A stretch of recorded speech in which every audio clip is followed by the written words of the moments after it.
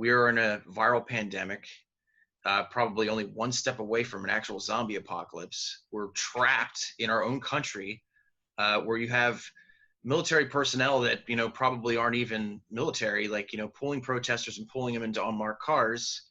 We're completely blocked off from the rest of the world. Even if you tried to leave this country, you couldn't. That's some John Carpenter shit.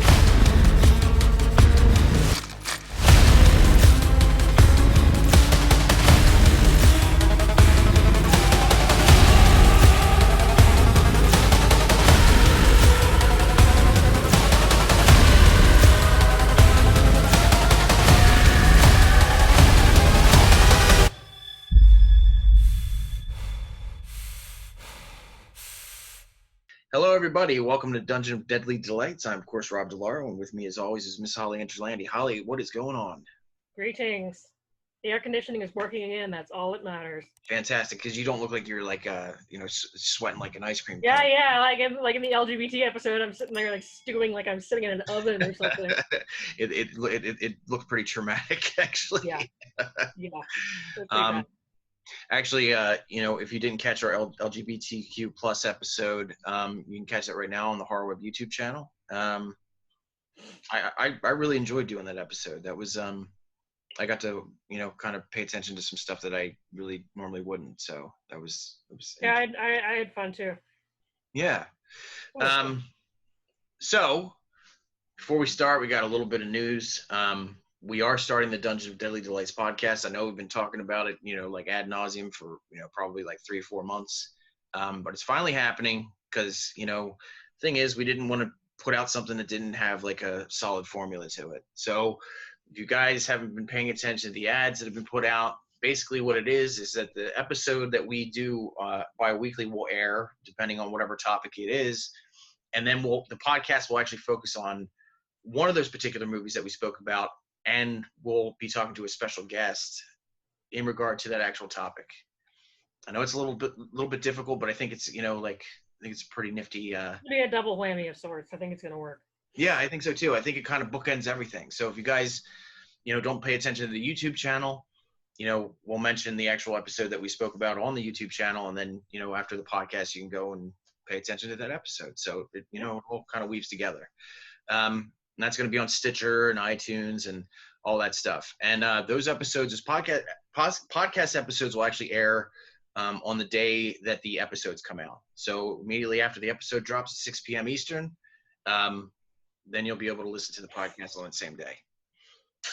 So I'm excited. It's like further reading.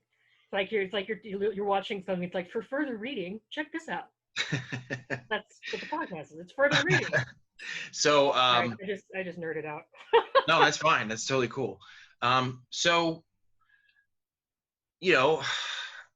Holly and I have a tendency to get into some dark territory when it comes to either history or just events that are going on at this moment.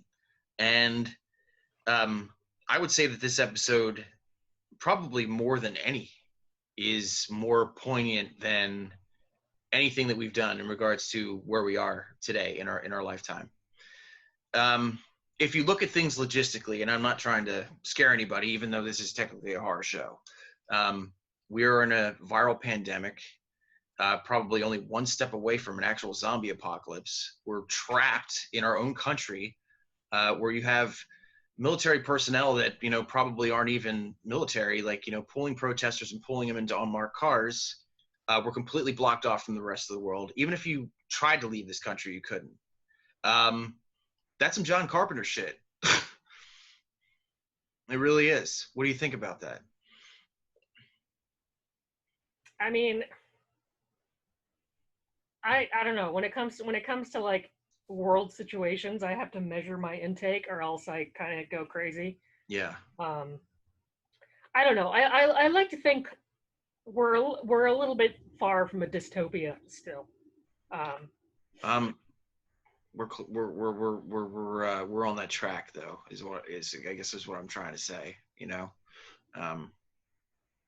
Yeah, it's interesting, you know, because you know, I bring up something like John Carpenter, but you know, I was actually I was listening to a podcast with a really smart man, actually, you know, a scholar, and he was basically stating things like, you know, what makes America think that we're so, you know, against the grain, you know, when it comes to other, you know, third world countries like in Uganda or, you know, different places like that? Who said that, you know, certain cities and things like that can't have a warlord that basically just kind of takes over everything, you know, at a certain point in time?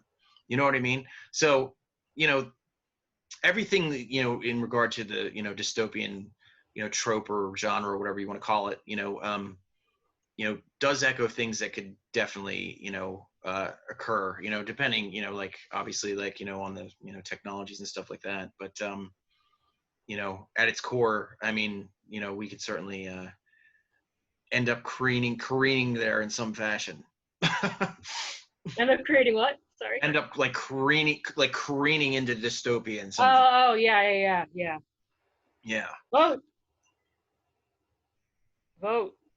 Yeah, guys, please vote. Please vote the dictator out. Man. Anyway, all right. So back to the show. So again, guys, we're talking about dystopia. When I mention this one particular movie in our catalog, then I'll mention the first guest that's going to be on the Dungeon of Deadly Delights podcast, which I'm really excited to talk about. I spoke to him a couple years ago, and just a really awesome man. Really, really cool. Holly, we're talking about bleak futures. What is the first thing on your list? Well, I'm actually going to start off and just go full pretentious here. Mm-hmm. Apologies. But it's actually, well, I mean, I guess that's a pair of films that I'd like to talk about. Mm-hmm. Because let's face it, nobody does dystopia like Soviet Russia. Oh, well, yeah. And gee, I wonder why. I mean, that's a pretty close to dystopic thing you can possibly have. Oh, sure. And they you know, Russian filmmakers have created this kind of this aesthetic that's simultaneously just horrifying and hopeful and also just like one big existential crisis. Mm-hmm. Well, the first film is Stalker, Tarkovsky's Stalker, mm-hmm. Which admittedly is the only Andrei Tarkovsky film I've ever seen. Yeah. But it's a masterpiece. Okay. Stalker is 1979. It was made on, you know, pretty much a micro budget, but it involves a futuristic dystopia that is actually all filmed. The dystopian segments are all filmed in sepia, which is really cool. And then there's a sort of an area called the Zone, which has been cut off by the government. You would think Russian cameras only had sepia, you know, back then. That was the only option for their cameras. You know, that wasn't a choice. They just, you know, like didn't have color in their cameras. Actually, you've seen Annihilation. Yeah. When I saw Stalker, I went, wow. So Annihilation is basically, you know, not like a remake, but like, wow, Annihilation took all of its cues from this film. Mm-hmm. There's a forbidden place called the Zone where, and it's not really made clear in the movie why it's forbidden, although in the story that it's based on, it was because aliens landed there and left like an artifact or something. Mm-hmm. But these three people journey into the Zone essentially to find something called the Room, which is where their wishes are granted and they're answered. You know, everything is answered, and you know, it's like kind of like, you know, a paradise of sorts, or where they'll find the answer to their existence, pretty much. Mm-hmm. And there are three men who go in there. One is the Stalker, who's known to steal artifacts and cross over the border. a lot of times and takes people into the zone. And the other two are a professor and a writer, both looking for inspiration, I guess you could say. Mm-hmm. But it's the surreality of this film is just mind-boggling. Like, for one thing, as soon as they cross over into the zone, it's everything is in color. It's very Wizard of Oz. It's like we've got dystopia and sepia, and they cross over into the zone, and it's totally color. And and obviously the journey brings out the personalities of these men, and especially listening to the writer, it's really fascinating to hear about his motivations and what they're looking for and blah blah blah. And there's so much.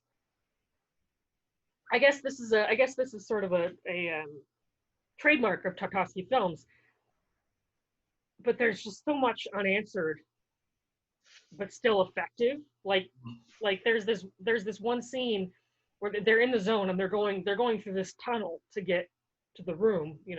It's sort of like a sewer tunnel, and there's this horrible growling happening. Like it sounds like there's a monster somewhere in the ceiling, and it's never answered. They never say, oh yeah, there was a monster in the ceiling. It's just they just have to keep going through this horrifying tunnel and it's, you find yourself being like, what is happening? And so basically you're in the same position as the characters in that way. They're just like, what is happening? Mm-hmm.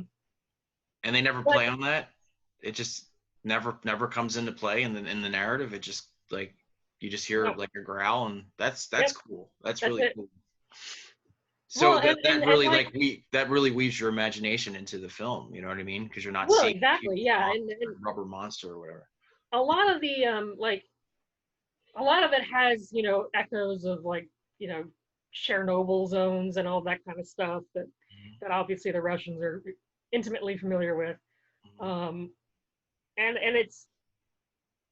it follows the sort of trajectory of the you've got this beacon of hope, and then you learn in classic existential crisis fashion that there is nothing there. It's just you. Yeah. And Stalker it's just a masterwork. And the reason I wanted to feature it alongside this other movie is because it turns out that there was a production assistant on Stalker who then went on to become a director and make his own movies. Mm-hmm. And his name was Konstantin Lopushansky. Sorry. Woo! Those Russian names are a mouthful. You always give yourself the hard names. Yeah, I do. That's what I get for being pretentious and talking about foreign films. You could have just said some Spanish guy like the last episode. And then you made me pronounce his name, and I couldn't do it. Oh, okay. Well, anyway, this movie is called A Visitor to a Museum. This was released in 1990, like just on the tail end of Soviet Russia, and the director, like I said, was a PA on Stalker, and structurally and thematically, the films are pretty similar. Like they have different, landscapes as far as the dystopia goes. Like Visitor to a Museum is the landscape is like there's just like garbage as far as the eye can see. Like the world is basically a giant landfill. And a huge part of the population lives in these basically concentration camps called reservations, because they're born there's this mutated gene, and they're all born with a sort of like differently formed face, or like a not so much a learning disability, but just something's off about them. You know? And all those people are herded into these reservations. And then so the main character is he's coming out to the coast to visit a museum that's actually been submerged underwater, but it's only accessible during low tide. So the tide goes out and you can march to the museum, and it's like 2 days away. And that's, that's the premise. But wow, like just the visual imagery in this film. Like, he stops by, a hotel to stay before he goes to, the museum, and the owners have like constant fire burning like in the windows. Mm-hmm. And they tint, the cinematography so it's all orange. And and the main character is like, why, what's the fire? And of course, the owners of the hotel are like, yeah, there are we're close to the reservation, and the mutants are scared of fire. But what eventually happens is that it sounds like modern films for the past like 20 years have just been taffy pulling from stuff like this. You know what I mean? Oh yeah. Just taking ideas, stripping ideas from it. Well, it's that's the thing, is that Russian movies are slow. Mm-hmm. This and Stalker both take their fucking time. Mm-hmm. And I appreciate that, like there's a certain sort of zen to be had when you're just watching someone, like, and you don't feel the pressure or something to happen, or like dialogue to happen or something. You sort of get used to the pace as it goes along. But anyway, the main character gets wrapped up in this religious fervor, which is what the mutants have turned to now that their world is shit. They've created this religion, and they decide that this guy is their, like, their martyr, and then he finally does go to the museum, and it ends up in a similar way that Stalker does, and that it's like, oh, wait a minute, this religion is bullshit, essentially. Right. And there is nobody but you and the wasteland. Yeah. Anyway, that's my pretentious rant for the evening. Both films, Stalker and A Visitor to a Museum, are incredible works. There's no question that people watch this show and think you're more artful than I am, for sure. No, not more artful. I just watch a lot of foreign shit. Yeah. So let's talk about an American classic, which is pretty poignant because, we're in a pandemic. Eventually there is going to be a shortage of food. It's just a matter of time. And, here I am just, gobbling and loving these things like Impossible Burgers. They're supposedly made out of plants. And I'm just, like in love. And have what's really in them. I have no idea what's really in them. Yeah, exactly. So of course, we're talking about Soylent Green. And, first of all, before we talk about this, the author of this story, like, really got the short end of the stick by Hollywood. First of all, they mangled the story. First of all, they mangled his story, and then, like, pretty much like, well, they stole it right from under him. He didn't even get, copyright on the screenplay or anything like that. So, Soylent Green, of course, stars a very robust Charlton Heston and Edward G. Robinson, respectively. In one of his final roles, if I'm not mistaken. Yeah, if I remember correctly, he was actually gravely ill during the filming of the movie. I think so, yeah. So if you guys aren't familiar with Soylent Green, it's basically Charlton Heston is a detective. He has this older senior friend in this dystopian world where basically there's riots that happen all the time because there is a shortage of food, and there happens to be this company putting out a product called Soylent Green. And there's Soylent, there's all kinds of different colors. Soylent yellow, but Soylent Green is like the delicious one. And people are just like, I want more of this. And they only get it, in a short span. So they just riot all the time because they're angry. They're not getting enough food. And yeah, it's like rationed out, and they have to like stand in these ridiculously long lines. Yeah. So, at first it's kind of like a murder mystery, because Charlton Heston is a detective, and there is this CEO of this, corporation that puts out the Soylent Green product that's murdered. So it kind of becomes like a whodunit in the beginning. But the most interesting thing is that, Edward G. Robinson's character is somebody that, was old enough to remember what the world used to be.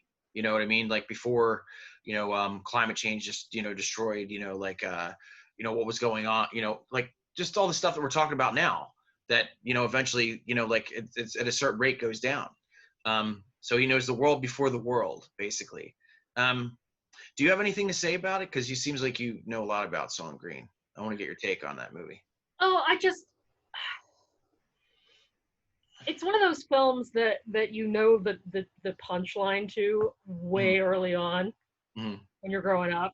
Because of memes and shit, yeah. Yeah, exactly. But and so people sort of like, oh, you know, I know what Soylent Green is. I don't need to watch the film.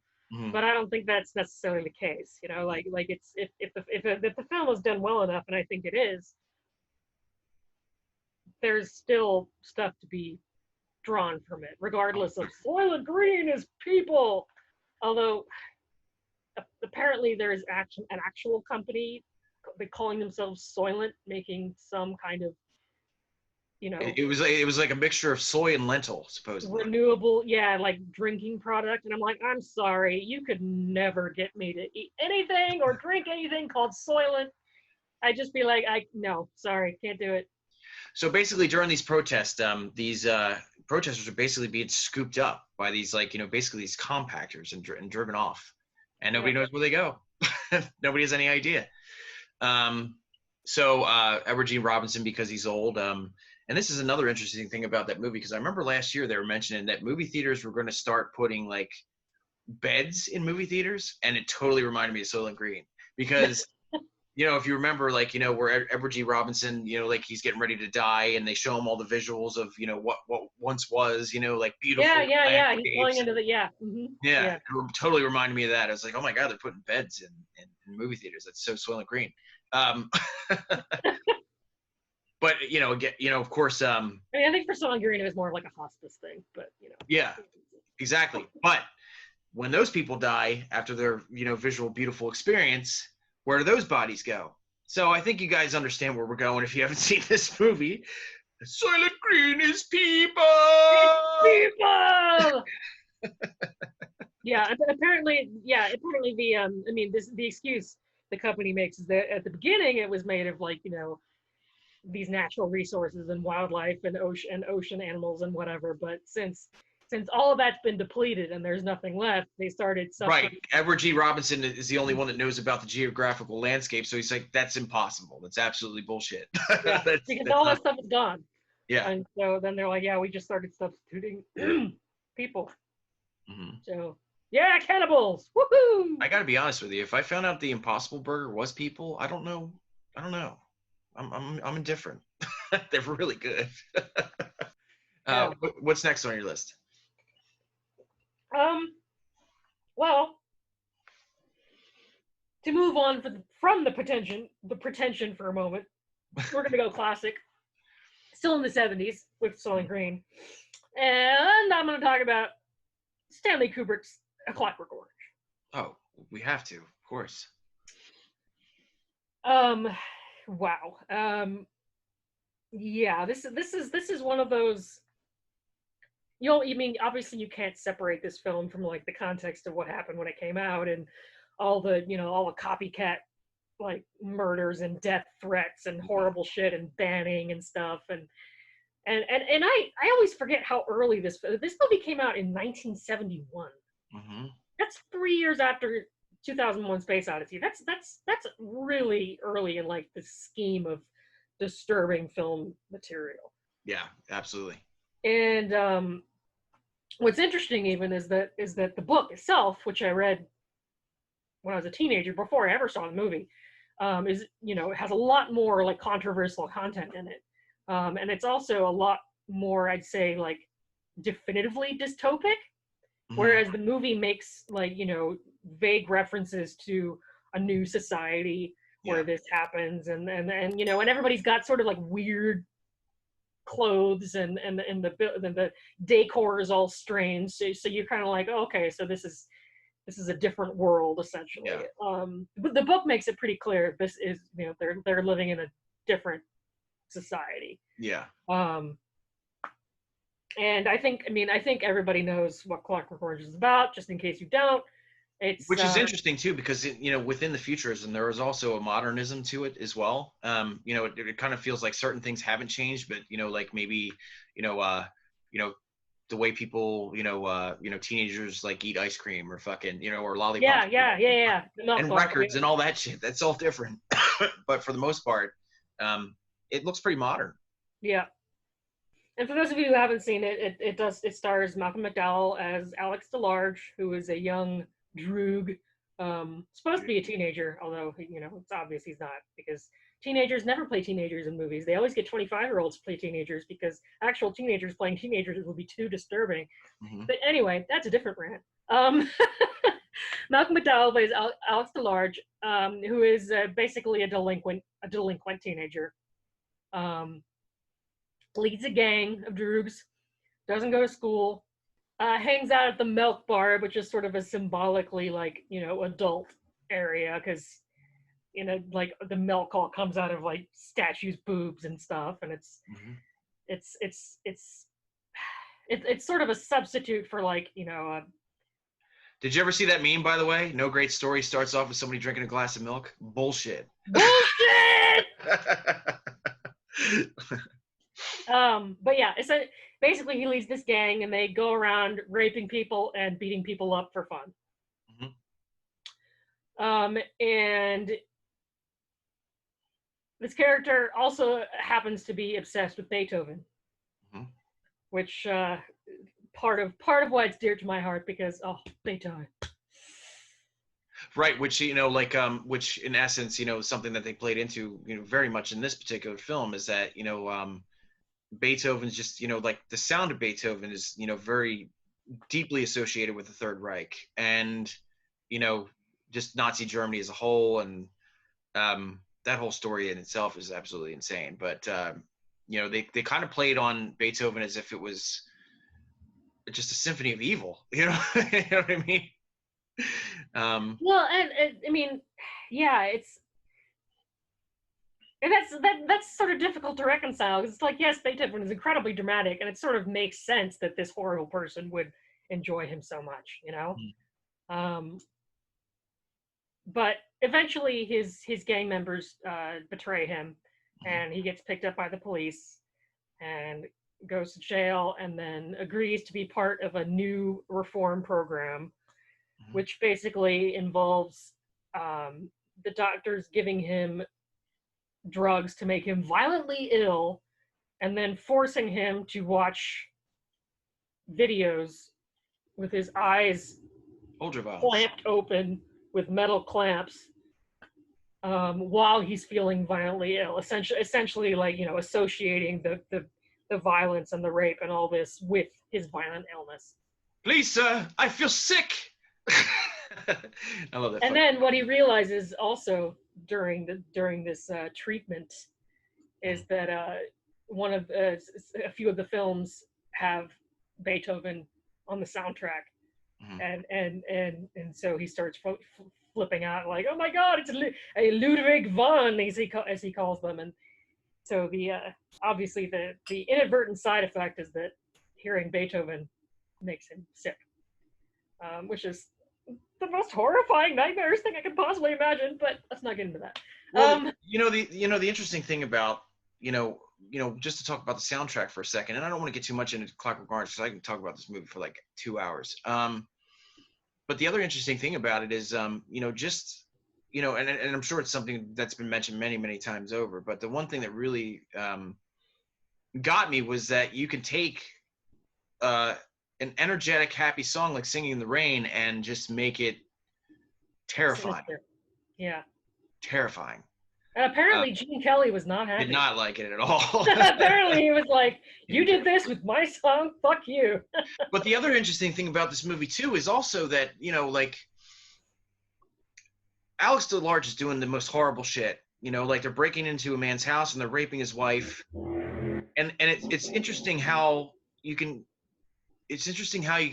do something where you have something really horrible going on, but at the same time, you kind of, as an audience member, kind of feel indifferent towards it. You're feeling the comedy from it, or you know what I mean? Or some sort of energy from it that's not necessarily, yeah. It's a really fine line, and it makes you feel like it kind of makes you like feel like a criminal watching it too, because you're kind of like enjoying like what you're watching. You know what I mean? Like, especially because after he goes to the treatment and gets released, the film starts to evoke sympathy for Alex, which is really impressive because of what a horrible person he is. Yeah. But he's getting released from prison and going to see his parents have kicked him out of the house and killed his snake, and he runs into people who he's beat up before and gets beat up and then almost gets killed by his friends who have become cops, and it's just all this stuff that in a normal film you'd be like, oh yeah, he deserves that, but in this film you're kind of like there's this super moral conflict there, you know. Like it sort of makes you feel like a bad person to have sympathy for this guy, you know. Well, here's the most interesting thing about A Clockwork Orange, because, you know, we're obviously, you know, going to bring movies into the present. But if you recall, when all the school shootings were going on, there's actually a photo of Donald Trump in one of the hospital rooms with one of the victims of the school shootings with his thumb up and all that other bullshit. And that's kind of the same thing that played into the end of, you know, it was basically the government just kind of cleaning up their mess, you know. Yep. You know, we'll take care of you, and, you know, we got this big fucking stereo for you and all this other shit. You know, it's all, you know, just fucking. We're gonna hand feed you steak and just do whatever you want. Yep. Yeah, you know, but, you know, like you were saying, I mean, you know, this is this is a movie that actually had Stanley Kubrick running scared. Like, he had his like doors locked behind him. He was terrified of his life after this movie, after putting it out. Yeah, well, like I said, apparently he got death threats. He and his wife did. So. I'm going to talk about. Well, I'm not going to talk about the entire series. I feel like we can honestly, like, you know, we could careen right into this fucking future at any moment. But The Purge.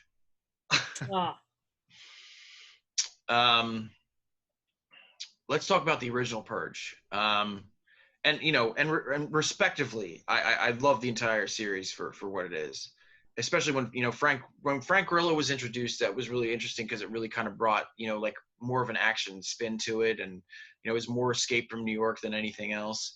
But I think there's something definitely more unique about the original. The Purge, obviously, you know, we focus on this family. Ethan Hawke is, you know, like he works for, you know, for a security company, and, you know, he basically, like, you know, like sets up all the security for, you know, other houses around the area, because if you guys aren't familiar with The Purge right now, the government has, you know, set up a day where you can pretty much, you know, just do whatever you want in a certain amount of time.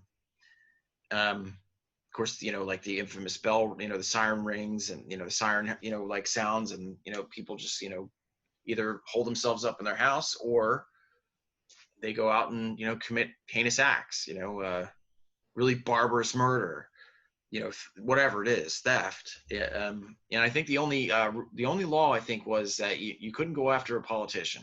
That was completely off the table. Anybody else is fair game. So Ethan Hawke, you know, is working for this company. You know, he works for a security company. Really posh neighborhood, really nice house. And this one's really interesting because, you know, like there is this black homeless man that, you know, like sneaks into their home because he's, you know, obviously you know, running from a threat. And interesting, it does play on race to a certain degree. So you have this homeless man who, you know, you're thinking like, you know, oh, you know, he's homeless, he's just a victim or whatever. And it turns out this guy was actually like, you know, he's probably like a, you know, just, you know, like a highly ranked veteran or something. So he's able to hold his own. And, you know, so, you know, because of this homeless guy, you know, like they get into this situation where like there's this, they look very, this one person in particular looks very yuppie-ish. You know, he's wearing a suit, he's got a tie. The other people around him are all wearing masks and stuff. And they're basically like, you know, just threatening Ethan Hawke and his family and just saying to them, like, you know, you don't give us what we want, then we're coming in. And yeah, it's an awesome movie. because because the great thing about it is the twist, we'll call it, or whatever, but it turns out that because Ethan Hawke was living in this posh neighborhood, his neighbors actually put out the hit on him because they didn't like the way his house looked. You know what I mean? Something like so, like Mundane. so Karen, we'll call it. You know what I mean? Very They don't like the Karen. way your house looks on the outside, so they were gonna, just murder the entire family. And like just a really, really solid idea, which is, to be fair, like, has been played into, like, with like Battle Royale and all these different movies and stuff. But yeah, it just seems like there's a whole world attached to this particular franchise now, especially with the USA show that came out, and the first Purge, I was talking about the the original Purge playing on race and stuff like that, but like the first Purge really plays on race. Yeah. Yeah, and I just think it's a unique franchise. I really enjoy the Purge series quite a bit. Yeah, I don't think it's going anywhere either. No, I don't. I think they're going to keep. They're going to keep making Purge movies. So let me ask you a question: if there was a Purge, would you be the one that locks yourself up, or would you? Is there somebody you want to? I just don't see the point. I totally lock myself up. Like, there's nobody I hate that much. Let's put it that way. And there's nothing that I could do that's illegal that would make me any happier than I am. Like, I could go out and rob a bank, but no. I guess I'm just a boring ass person. But I would totally. I mean, my upstairs neighbors are really loud, but other than that, I'm on fire. Yeah, I think I'd hold myself up. Ding. What's next on your list? Well, you mentioned Battle Royale, so I'm going to talk about Battle Royale. Mm-hmm.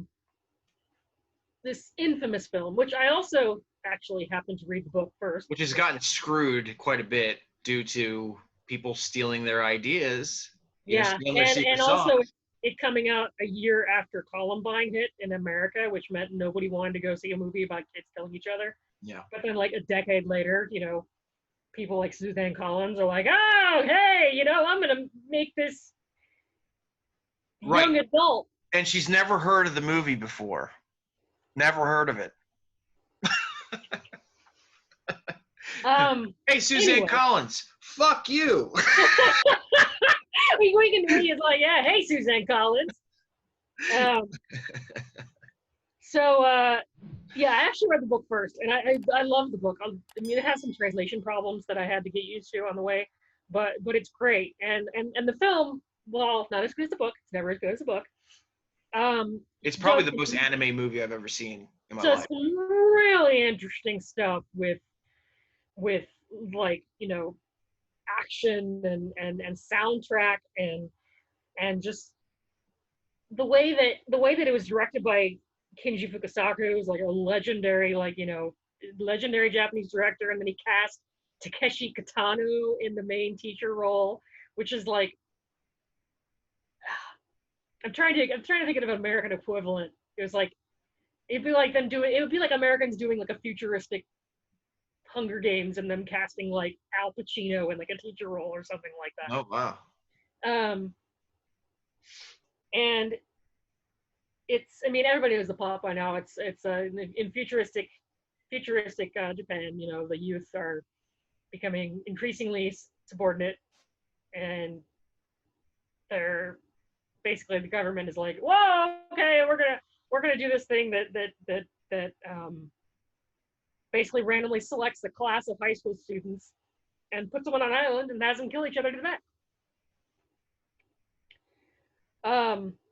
And of course, as everyone knows, it was like, the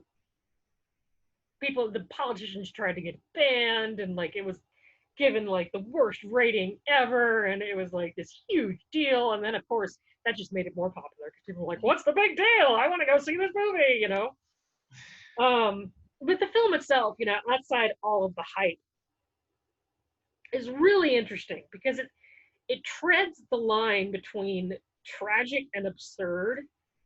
I said it was the most anime movie I've ever seen in my life. Yeah, well, what it kind of reminds me of It plays out like a manga. It really does. its tone, like the fact that it's sort of bizarre and comedic and horrible at the same time. It's almost like it reminds me of Bong Joon-ho films in that way. That it's just Sorry, you can I've been kind of a born again weeb in the past couple days. you can acknowledge that what you're watching is horrifying, but it's also kind of funny in a weird way, and Oh yeah.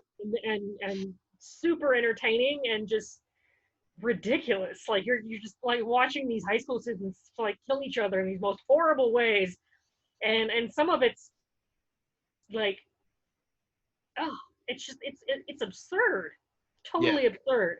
It's really over the top though. So, like when you're even talking about the violence and stuff, it's so cartoony, Well, yeah, I mean that's the thing. It's got like horrible scenes of violence, but it's like this is the ultimate arterial spray movie. Like, you cut like some Kill Bill or something. Yeah. spray, or like Kiriyama's out here like pelting people with his AR, and they're like, "Ah!" The classic, like they shake all over the place from multiple bullet wounds and fall over and die and blood gushing out. I mean, it's just totally insane. You know what it is? It's like if I had to equate it to anything, it's like Evil Dead violence. Like how could you get angry about that? I mean, it's just it's so like cartoony and I think what made it so controversial at the time was that these were high school kids. Yeah. They're like, oh look, it's like 16-year-olds shooting each other. It's like, okay, but it's a movie, it's a story. There's no way you can get offended by a movie like that. There's no way. Let's talk about a few John Carpenter movies because John, I mean, to his credit, like Apocalypse, what? Really brought his own spin to dystopia. With obviously with a couple films that became like really super iconic. Even in like in its cult status. First, and a lot of people would probably fight me on this, but I definitely think that They Live is dystopian. Because you're living in a world where you're completely unaware of what is going on around you. Yeah. It just I honestly like I think that fucking movie is a masterpiece. I really do. I really do. Even in its silliness, and I just think there's really a lot of poignant things to They Live. Which is obviously like it's John Carpenter punching back at Reaganomics, at the time. Yeah. Which really, just, I mean, it's so timely and poignant to today. And honestly, this is probably one of the movies that's really kind of stood out during this whole pandemic situation, during the Trump era and whatnot, is They Live. What are your thoughts on They Live? God, it's been so long since I saw it. I agree with you that it is sort of goofy, mm-hmm. but I feel like that's the case with a lot of Carpenter movies that he made like in the later 80s, early 90s, that he sort of embraced that goofiness, kind of like with Big Trouble in Little China. Well, he's very much like George Romero in that regard, he's showing you some really campy, funny, silly shit, but at the same time, if you actually like peel it open, and look at the layers within, there's some really intellectual stuff there. Yeah. Yeah. At the same time, casting Roddy Piper and making the whole thing with the sunglasses being like, that's all ridiculous. But I agree with you that it's all of Carpenter's films have really impressive, like, philosophical undertones. Yeah. And They Live is just, was that prescient or what? Like. Yeah. it would just make sense that, like, people in the upper crust would, would be aliens. Listen, with everything going on right now, the fact that the government has basically told us that UFOs exist, all the way down the line, I pretty much fucking believe anything now. So if anybody, somebody handed you a pair of sunglasses and was like, look, everybody's an alien, it really wouldn't faze me. I would just be like, fucking knew it. Fucking knew it. I knew it. All these politicians are fucking aliens, man. And you're real fucking ugly. No, but it was it's fascinating because, like, even though Roddy Piper was given that role, which I think he did a fantastic job with, he was in America that, like, he just kind of believed in hard work and initially believed in, like, an American dream. It was fascinating that he, was homeless and he was going from town to town to town, but he still had that belief, you know what I mean? That, maybe one day, and obviously, like, Keith David's character, pretty much had the same mentality, where, I mean, I don't necessarily, we were talking about it in our Celebration of Black Horror episode, the cuts that didn't make it into the show, but I don't know if Keith David is supposed to be, like, kind of like the amalgamation of, like, what Carpenter thought, like, the black population was doing at the time of the Reagan era. Like, we're just kind of doing our own thing. I'm gonna keep my mouth shut on this. I don't want to know what the fuck's going on. You know what I mean? Mm-hmm. But I think there's definitely something underlying there in Keith David's character. The fact that he doesn't want to know, what's going down, of course, which, gives us that fucking magnificent 7-minute long fight, which is hands down the best fight in cinema history, still, no question. I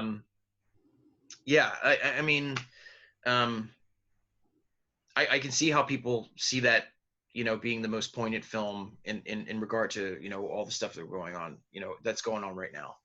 For sure. Doesn't faze me at all. And, because it's so intimately connected with the corporate world. I mean, stuff like The Thing, and it's like, oh, you can be like, oh, there's not going to be a crazy alien, whatever, but something like capitalism, mm-hmm. we can all, we all know what's going on there. So yeah, it's just it's just it's one of my favorite John Carpenter movies, which brings us to another favorite John Carpenter movie, which, I mean, we're talking about campy and silly and stuff, and of course, all those elements are in there, but we do have to bring up the fact that I adore Kurt Russell. He's done tons and tons and tons of amazing, iconic characters, but this is probably the biggest one. And the most fascinating thing is that, like, this is an actor at the time that was pretty much, kind of like, pulling himself, out of the Disney world to become Snake Plissken. I mean, what a fucking turnaround. Escape from New York. And I also am a huge fan of Escape from LA too. I know it's stupid as fuck. There's something really endearing about that movie. So of course, Kurt Russell, like, plays Snake Plissken, who, like, aside from, some dialogue in the original, like, you don't really know too much about him. He's just a badass. And he's sent, into New York, which has become a prison system, which is narrated by the lovely Jamie Lee Curtis at the time. She gives you the exposition in the beginning of the movie. That New York is basically blocked off, and there's all kinds of riffraff within, and it's just a terrible fucking place. It really is just an awful place. And there's mutants, and there's gangs, and there's all kinds of stuff. But what's really interesting about that movie, or unique about that movie, is that during the pandemic, like, New York was, like, literally closed off, and it was like, holy shit, like, yeah, but yeah, I mean, like I said, it's really silly. It's fun as fuck to watch. it, there's really not much to say about it, but that one thing that I mentioned earlier on in the show, about the possibility of in the near future, like certain people just kind of taking over certain areas, like warlords. Mm-hmm. I don't know, it doesn't seem like too much of a stretch. And of course, the main character, the Duke, or the the main antagonist, the Duke, runs all of fucking New York. Yeah, so I mean, I don't know what it brings to the table as far as like a conversation. I just think it's a really awesome fucking dystopian movie. It's like one of my absolute favorites. And like I said, Escape from LA, especially the end where Snake basically, there's this button that turns off the world, and he's such a fucking badass and he doesn't care, and the president's like, don't you dare do that, Snake. And he turns off the fucking world completely, because he's just like, fuck it all, I don't care, I really don't give a shit. We all had we had a good run. That's what you got. Try turning it off and turning it back on again. Right. And people were like, I was waiting for a sequel on the Escape from LA. Well, you're probably not going to get one because he just fucking turned off the world. So there's really no story to tell after that. What's next on your list? Well, to briefly head back into pretension for a moment, I like to use our show themes to discover at least one new indie film that I hadn't heard of before. Because I think it's a really cool opportunity to bring lesser known films into a mix of famous ones, Yeah. And this one actually came up just on my recommended list on Tubi TV randomly, because I was searching for like dystopian films, just something I could watch that wasn't a huge blockbuster. And this movie came up called Metropia, and it's a bizarrely animated film, actually. It's sort of partially animated and partially like cut out of reality. Like it looks almost like the director, Tarek Saleh, who actually apparently was a graffiti artist for a while and then started making movies, and they're all very strange, but very cool. The animation style is really unique. It looks almost like he took, like, a photo of an actor and, like, super deformed it and made their head really big, and then just sort of animated their mouth and their limb movements while talking. It's hard to describe. I found it really intriguing, the animation style, and I, as a huge fan of adult animation in general, I was all in. But the premise is essentially that you're real excited about our next episode then, because it's adult for sure, adult animation for sure. but the premise is that in the dystopian Europe, all of Europe has been connected by this one major metro subway tracks. And you can, everyone takes the metro. Like that, it's the way you do things, And the main character is actually sounds kind of like Snowpiercer, kind of. Yeah, well, but the funny thing is, like, it does definitely have like this weird, like, dark atmosphere hanging over it, almost like it's a post-nuclear apocalypse kind of thing. But the main character, Roger, is actually ridiculed by everyone he knows because he refuses to take the metro and rides his bike to work instead, like in the rain and in the nuclear fallout and whatever, because every time he tries to ride the metro, he hears a strange voice in his head. And it, and then basically, he's got a falling out with his girlfriend, and she makes fun of him, and he finally like decides to, like, okay, I'm gonna do this metro, I'm gonna do it.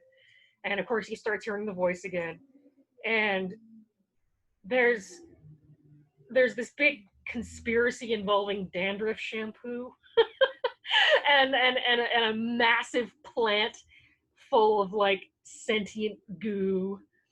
I think what I appreciated a lot about this film, the way it plays out, is unlike a lot of like dystopian, like Big Brother kind of movies where there's somebody watching you, or there's somebody listening to you or monitoring your every moment. Usually the person or whoever is watching or listening is, you know, that Big Brother, like the huge corporation, like, you know, we know everything. Yeah. And what's different about Metropia, at least to me, was that you discover, spoilers, that the person watching and listening and talking to him is just another minimum wage office worker who is paid to do that. Wow. And every one of the people in the building has their own person to watch and monitor, and it was an angle that I didn't expect, you know, because it's always about the big, you know, the big bad and whatever, and it's also touching because they humanize the office worker who was watching this guy and talking to him just as much as they do Roger. Mm-hmm. So they become sort of doppelgangers in that way. Wow. So, you know, this one particular movie that I want to talk about, you know, like I do recall when it came out, you know, it was a massive hit. But, you know, I remember when now it's like, you know, if you're a fan of the movie, like, you know everything about it, you know, about the world and how it works and all this other stuff. But I remember when The Matrix came out, nobody had any clue what the fuck The Matrix was. And even when they watched the movie, they were like, what the fuck did I just watch? You know what I mean? Like, they had no idea. It took like a couple rounds, I think, for a lot of people to finally go, okay. And I'm truly mistaken. I said that Battle Royale was probably the most manga movie I've seen. No, I take it back. Probably The Matrix is probably the most anime movie you know, that's not an anime movie I've ever seen in my life. Which obviously, like, you know, they derived, you know, took bits and parts and components from, you know, from certain, you know, from other anime to create it. But, yeah, I remember when it came out too, because I hadn't yet seen it. It was in '99, which was an incredible year for movies. Can we just say that? Like, every time I think back on '99, I'm like, that came out in '99? That came, like, it was just, like, everybody was just like dumping everything they could before Y2K happened or something. Yeah. But it was an incredible year for movies, so I hadn't yet seen it, but my parents did. And I remember being on a long car road trip with them and having them basically lay the movie out for me, like plot by plot point. Yeah. And they're such good storytellers that the way they described when Neo wakes up in the pink goo was like every bit as horrifying as when it happens in the film. Like, yeah. Oh. But what the Wachowski sisters did was brilliant. And you know, like, I mean, there's not a day that goes by, especially what's going with everything going on right now, where I don't think we're in some sort of matrix and everything is just fucking haywire. And, you know, like, when you see somebody like Kanye West running for president, you're like, we have to be in a simulation. There's no way this is fucking real. Yeah. There's no way it's fucking real. But the interesting thing about the Matrix is that it was a world built to, you know, initially, as Agent Smith had said, you know, it was built to be comforting. But you didn't want that. Like, humans were still selfish. Like, we gave you paradise, you know, so, you know, this is what you get. And it's the world that we live in. This is the hell that the computer system created, you know what I mean? Mm-hmm. Well, I think what's also really important about The Matrix is that it did come out in '99 in a time when, you know, the internet was still just a dawning thing. And the concept of, you know, virtual worlds were still just on the brink of cultural conversation. And like I said, the Y2K thing, like, that was, you know, that was still in the future when this movie came out. And so it really tapped into a lot of cultural concerns that people had, and a lot of fears that, like, that this is where we were heading, that, like, everything was going digital and pretty soon our entire minds were going to be digital. And I think that's part of why it made such a huge impact when it did, is because it came out at the perfect time. It's like Patton Oswalt said, you know, one of my favorite comedians, and you know, like he was talking about the logistics of the Matrix, where you know, like I was talking about initially, the computers gave us paradise, and we were like, no, I want to work at a desk. No, I want to work in a cubicle. That's the only thing I'm accustomed to. But yeah, you know, I mean, you know, not to get into the plot, I'm sure a lot of people have seen The Matrix, but you know, there were some really interesting threads there that that are very poignant to, you know, to what is going on right now, because we don't know. And the weird thing is that, you know, like, you know, we're living this existence, and there's actually, like, you know, really intelligent people that are, you know, like, even they are saying, like, you know, we may be in a simulation, there's a possibility, we don't know, you know. And it's like, what? Yeah, sometimes when I'm dreaming, I wake up or like I'm in the dream and I'm like, wow, I'm dreaming. I wonder if this is like, you know, and then I wake up and I'm like, wow, I wonder if that's like waking up from, you know, one big long dream.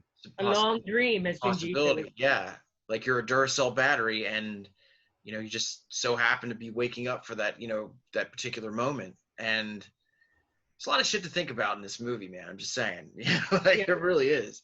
But you know, like, you know, let's just talk about like just the cultural impact that this thing had. I mean, yeah. You know, from the soundtrack to the characters, just people everything in black leather, just like all of it.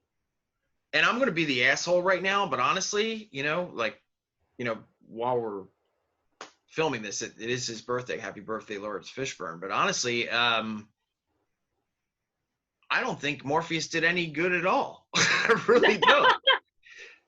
I actually, in Joey Pantoliano's character, Cypher, I'm actually more on his side, where he's like, you know what? I know this isn't real, you know, but it tastes like steak, you know, and ignorance is fucking bliss, man.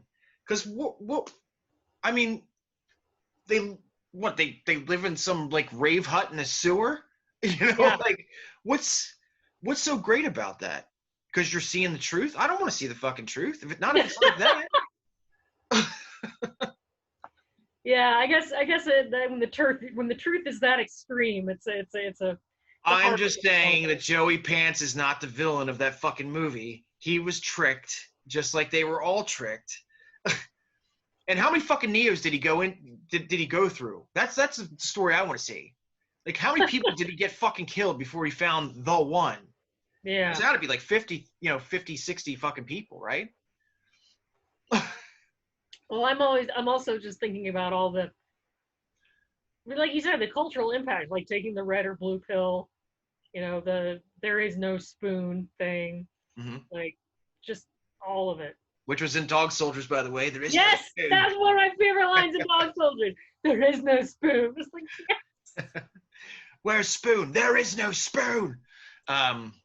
Yeah, you know, but yeah, there's so many different, you know, like, you know, there's even more dilemmas in that movie to even think about. Would you take the red pill or the blue pill? You already know where I stand. I don't want to fucking live in a fucking sewer with all these crazy fucking squid creatures, like, you know, trying to come after us every 5 fucking minutes, you know, with no. Hey man, I've said before, I love to sleep because my dreams are top fucking notch. And they're always like Indiana Jones shit or like some crazy sci-fi thing. And I'm like, this is freaking rad. And then I wake up and I'm like, what the fuck kind of life is this? So I think I'm with you. I for as much as I love to sleep, you know, I mean, it'd be hard to pick. But nothing, that's the thing though, like in the Matrix, nothing you see right now exists around you.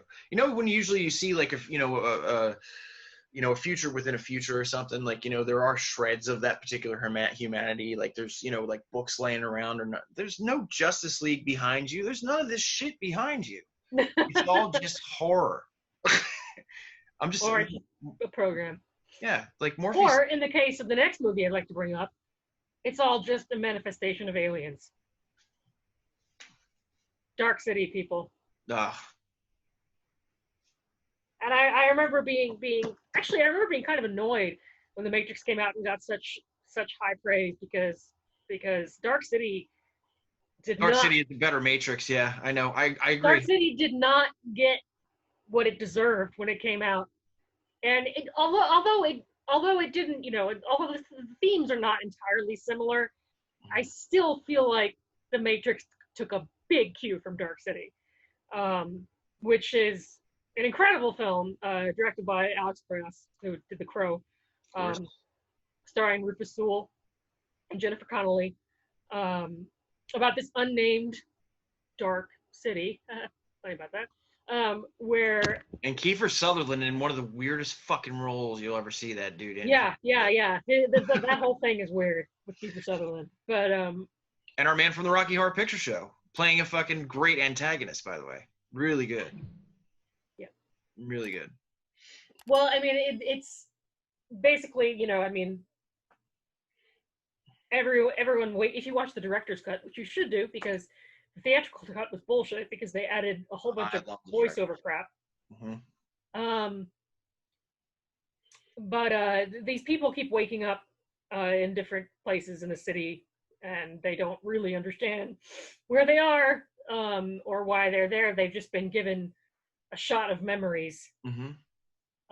To basically prepare them for this new role they have. So one day you're working at some, like you're a musician, and the next day you're a fucking murderer, and you don't know why. Exactly, and the film starts with the main character waking up in the middle of being injected for the memories and knocking them away, and so he wakes up and he has no idea what the fuck is happening. And so the movie sort of unravels that way. Like you learn the way that he does, like that they're basically on this bizarre, like alien world where these creatures that can mind meld like the buildings and stuff are basically trying to learn about what makes humanity. Now hold up, you're not giving this shit enough credit, because when I saw this fucking movie for the first time, that shit blew my fucking mind, dude. When he ripped open that wall and saw that they were in outer space, I was like, what the fuck? Yep, absolutely. And the basically these bald aliens in black leather, funny how that works, are experimenting on human beings and trying to figure out if we're just a composite of our memories or not, and if they can move us around and change the cityscape and put us wherever they want us and just give us fake memories and have us act the same way. And we didn't talk about it in our alien episode. These aliens, they just kind of look like creepy as shit, dude. They're the most evil fucking alien, one of the most evil fucking alien races I've ever seen, man. Absolutely. Like even the little kids are like. Yeah, and you know what's funny? What's amazing is when I talked to Ben Templesmith about 30 Days of Night and the little girl kid vampire, he said specifically that what inspired him to draw that little girl vampire was the little itty bitty alien from Dark City. Oh, nice. Yeah. Nice. That makes me happy. But yeah, they never really answer the question. They just sort of we're just sort of left like pondering pondering human existence as one does, and it's got a really interesting, like a bittersweet ending, but it's appropriate somehow, and this movie is just insane. It's so good. Like I know way too many people who don't know this film, and that's just unacceptable. Yeah. So. Yeah, as far as I'm concerned, Dark City is, I wouldn't call it the better Matrix, I'd call it the first Matrix. There you go. So the next one I want to bring up is not exactly, first of all, a lot of people would say it isn't horror, which I think is ridiculous. And it's not a film, but, very film-like in regards to how it's produced, how it's directed, how it's acted. But when you're talking about dystopias that are really, really terrifying, you do have to bring up the work of Margaret Atwood, which is obviously like a lot different than the series. But I do want to bring up The Handmaid's Tale because good call. It's absolutely terrifying. Yeah. You know, and you know, like I said, you know, we're in situations all the time where all these, you know, these suits are trying to, like, you know, tell women what they can do with their reproductive systems, you know, what they can do is, you know, as far as their choices and all, you know, everything that, you know, goes on with their body. And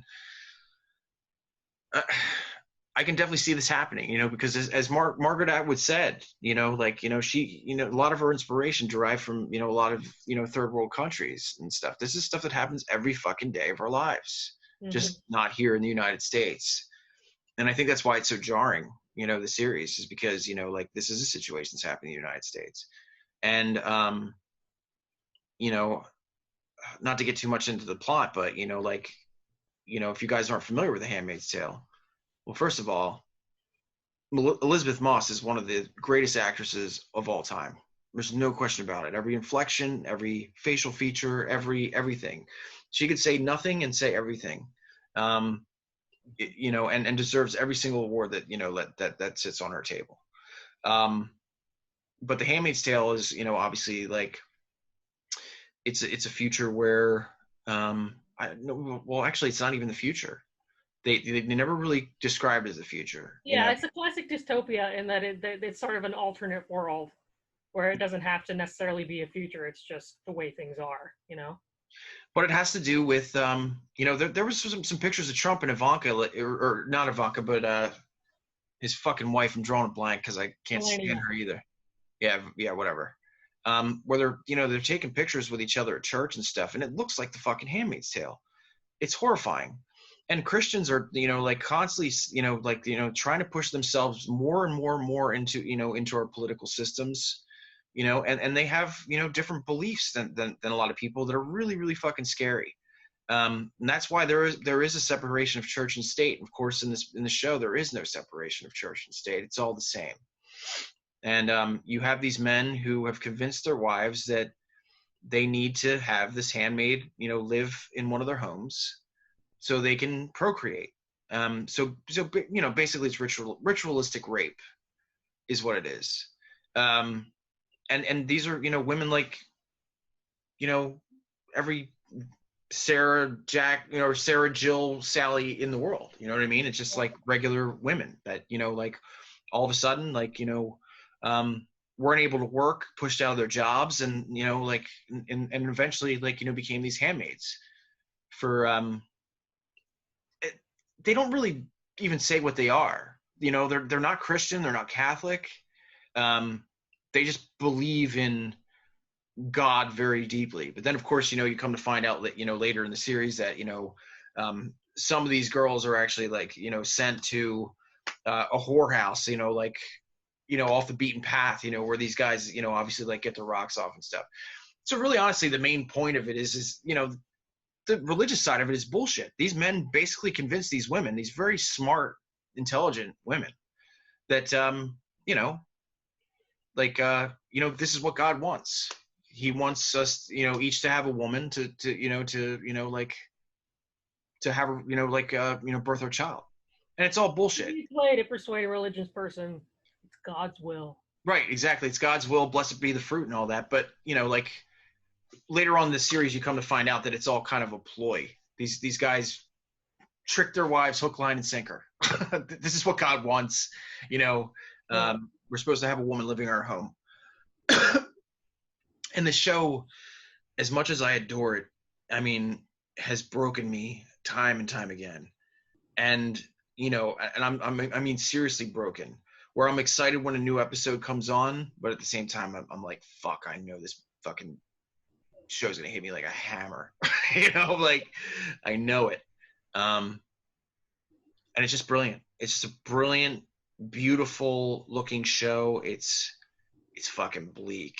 But one thing I do love is that, you know, like, June, or Offred as she's called, they're all of someone. Like, she's of Fred, you know, because, you know, Fred is the politician that she lives with. Yeah, it's just amazing. Well, the book's been around forever. I remember the book was on summer reading lists when I was in high school. So. Well, I remember, yeah. Well, in school we watched the original movie with Natasha Richardson. Yeah, it's just a brilliant show. And you know, if there's any future that we were talking about, this is probably the darkest one. This is the darkest path, no question.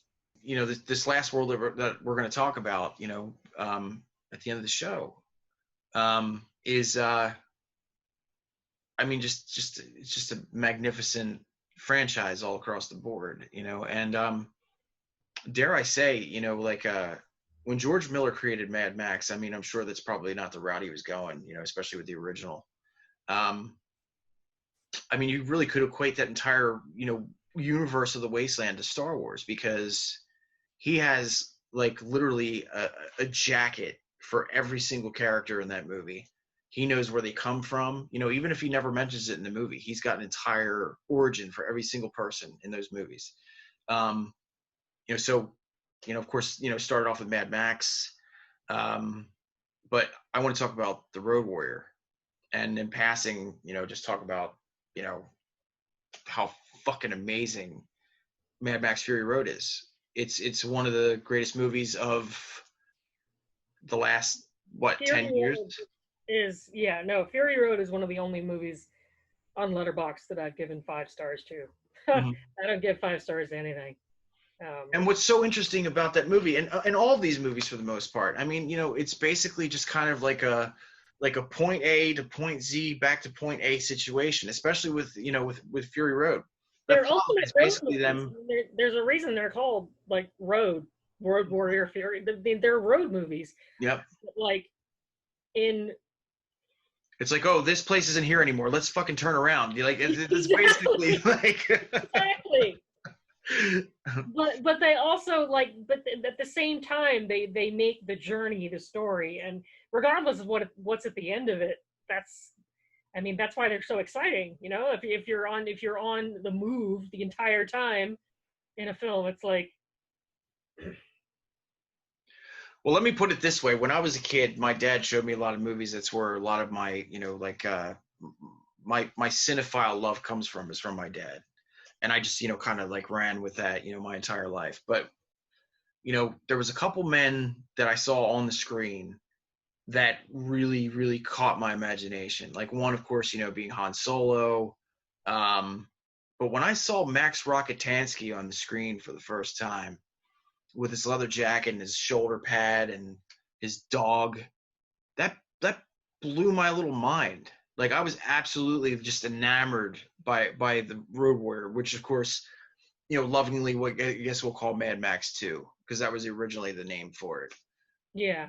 That whole world just blew my lid. And you know, what's fascinating about Mad Max is, like, you know, when you're watching that, you know, and you're seeing like the narrator talking about how we get to this particular point in time, it seems like, you know, I don't want to say inevitable, but, you know, like definitely a possibility. All fossil fuels thing, yeah, definitely a possibility. You know, and I mean, as low a budget as that film was, it was just so freaking epic, man. Everything about it. You know, from the costumes to, you know, just the characters themselves. And, you know, so I guess, you know, I should bring up the fact that, you know, we've got the first episode of the Dungeon of Deadly Delights podcast, and we're going to be book-ending this dystopian episode when it airs with our first guest, which is going to be Mr. Vernon Wells, who played Wes in Road Warrior, you know, in Commando, playing Bennett respectively, and Weird Science, and all these great things that he's done. But, you know, this savage dude with a mohawk and assless chaps. Gotta mention the assless chaps. Which, by the way, Vernon said, like, you know, his ass was basically fucking purple by the end of that movie because, you know. I bet. He's riding a motorcycle, you know, in the hot, you know, desert of the Australian outback. And, yeah. I mean, what is there to say? You know, they don't really say too much about the character. You know, he has a male counterpart on his motorcycle, but, like, one of the greatest fucking characters of the 80s. One of the greatest villains of the 80s, no question. You you know, and again, you know, we play with the same formula with, you know, like you said, it's a road movie. So, you know, they're fighting for guzzling, as they're calling it. You know, eating dinky die dog food. You know, it's just a really bleak, horrible future. But at the same time, one of the futures where I looked at that and said, you know what? If I could drive in a souped up car and run from marauders and mutants, and I listen, I'm okay. I'm fine with that future. I really am. I really fucking am. You know, in passing, we didn't talk about it, you know, like, you know, but we don't want to get into an Alan Moore situation. Really don't. And of course, you know, again, you know, we're talking about dystopia, but, you know, like V for Vendetta, another fantastic fucking movie. Yeah. And the one thing you should take from that movie is that, you know, the people should not be afraid of their government. The government should be afraid of their people. And I think that's the greatest way to end this episode. So we're going to be taking a little bit of a break, but we'll be back with our latest episode, which is going to be animated horror. Horror anime. Ding. Yeah, I got to go to the woods for a week and reboot, but I'll be back. Yeah. So if Holly isn't, you know, thrust into a cabin in the woods Evil Dead situation, we'll be back. You never know. All right, guys. Well, that's it for us. Please like and subscribe on the Horror Wave YouTube channel. You know, again, you can check out our podcast when it shows up on Stitcher and Alexa and all these different premiums. We'll have more information on that when it happens, and we'll scare you later. Talk to you soon. Cheers.